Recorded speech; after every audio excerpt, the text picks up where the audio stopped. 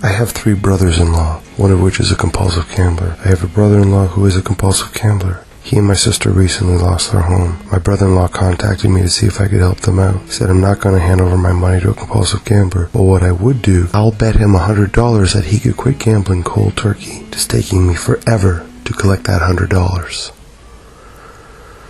I am not a gambling man, but whenever I can, I spend time at a casino because I am fascinated by people. I am a people watcher, a voyeur, above all things, walking, crawling, wandering around on the planet Earth. I prize humans up top, not in a hierarchy sense, but people are weird and impatient and sexy and awful and strange. And inside a casino, outside factors warp and change them. People in casinos are losing money, lots of money, money that it took years to generate and will take years to get back. But people are lined up, waiting to lose money. They can stay up all night so they can lose all their money. Don't fool yourself into the gambler myth that thousands of people sustain themselves by picking the good tables and the hot machines. Most people walk into a casino, leave with less money than they walked in. And why do people continue to do this? There is, of course, the myth that casinos are pumping in oxygen to keep people awake and calm whilst losing all their money. Of course, it's a myth.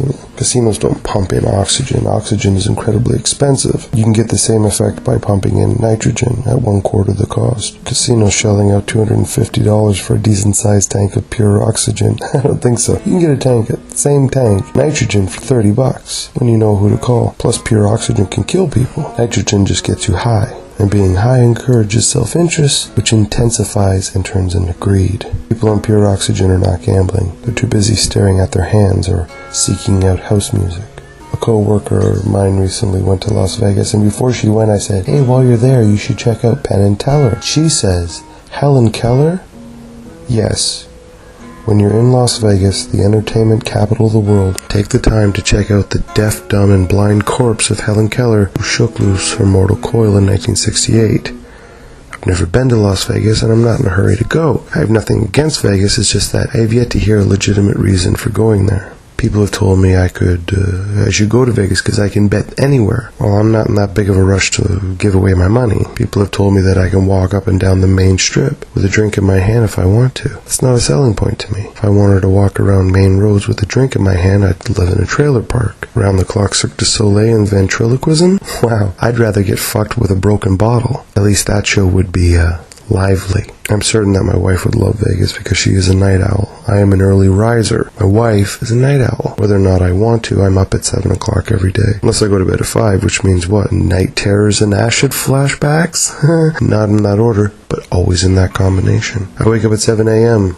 while we were vacationing and knew that the television would be too loud, so I opt to check my email. I start typing away, and my beautiful, graceful wife opens one of her eyes, the hateful glare, and the intensity Japanese kabuki theater. Oh, hey baby, you're up. I was going to go for an early morning swim. Did you want to join me? And get out, she says, behind clenched teeth. And I left, because that's what love is, knowing when to leave the other person alone.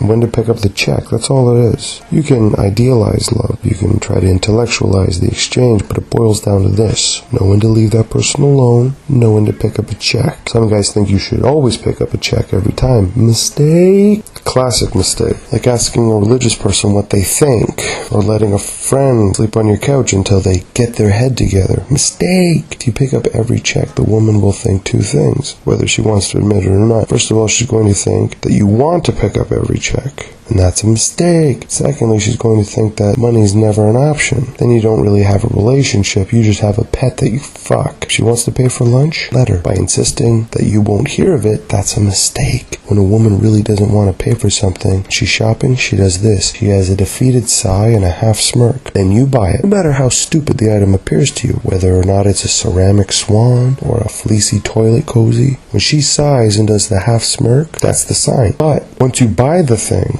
you can never mention that you bought it. Mentioning that you bought it ruins the gesture, and it means that you're implying that you buy her approval, which is a huge insult. The other prerequisite for marriage is as follows. Knowing when to leave the other person alone. You're up and at them, ready for a stack of pancakes and a pint of maple syrup at 9 in the morning, and your lady wants to sleep? Leave. Leave as quickly and quietly as you can. Everything else in the relationship is everything else. Money comes and goes. Disagreements will come and go. Know when to pay. Know when to walk away. Hit the bricks, Pally. We all know when something is wrong. Don't pry. If she wants to tell you what's bothering her, she'll tell you. If she doesn't want to tell you, she'll keep it to herself. Yesterday I had to go to Tim Hortons because my wife no longer has the ability to face reality unless she's caffeine riddled. Riddle me this, Batman. Can you jiggle from the caffeine riddle all day?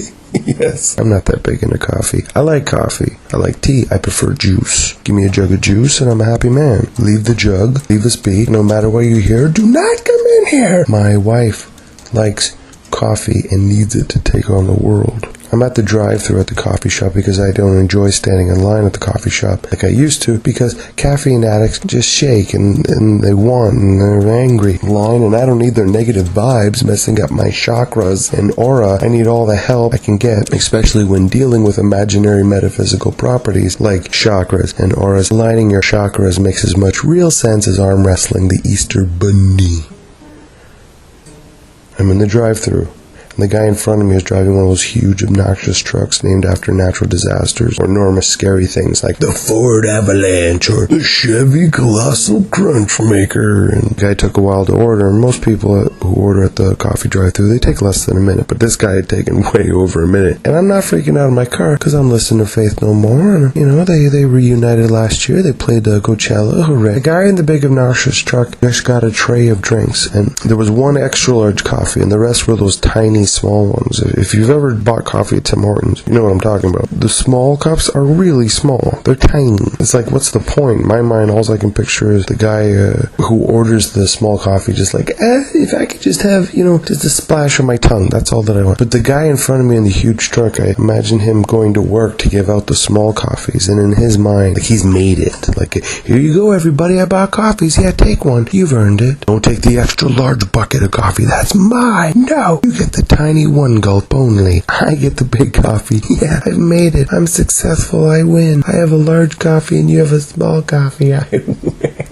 Imagine he has one of those inspirational posters at home, the ones that are designed to make people go out there and make it happen. They have dolphins jumping and leaves rustling and rainbows raining like a king reigns supreme. I imagine the guy in front of me with a huge truck and tiny penis and having just cleaned himself up after an early morning spit and tug session, saying, today's the day that I buy all the co-workers tiny coffees. I buy myself an extra large coffee and I win.